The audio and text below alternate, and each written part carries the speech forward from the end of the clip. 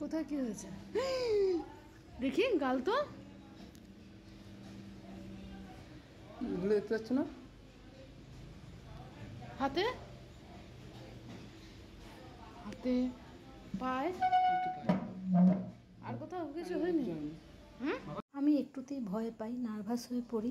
তাই জন্যই ঋষি যখন উপরে এসছে তখন হাসি মুখে এসছে, যাতে ওর মা ভয় না পায়। কিন্তু আমি তো মা, আমি বুঝতেই পারছি ওর খুব লেগেছে। ঋষিকে দেখে হয়তো তোমরা বুঝতেই পারছো ওর কিছু একটা হয়েছে। আসলে ঋষি আজকে সকালে পড়তে গেছিলো, র্যাপিডো করে আসার সময় র্যাপিডো থেকে ও পড়ে যায়। তারপর ফলেই না ও প্রচণ্ড চোট পেয়েছিল, মানে প্রচণ্ডই চোট পেয়েছে। আর আমাদের সকাল থেকে মন মেজাজ খুব খারাপ হয়ে গেছিলো।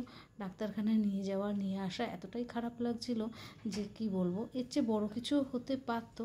ঠাকুরের অশেষ কৃপা যে কিছু সেরকম হয়নি।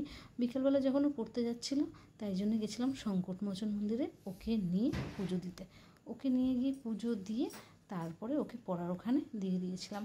আজকে যেহেতু লাস্ট পড়া, এর সামনেই পরীক্ষা, ও আর পড়তে যাবে না, তাই আজকে যেতে হলো বলেই গেছিলো।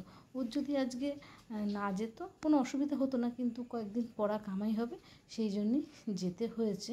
প্রচণ্ডই চোট পেয়েছে, খুব একটা ভালোভাবে হাঁটতে পারছে না।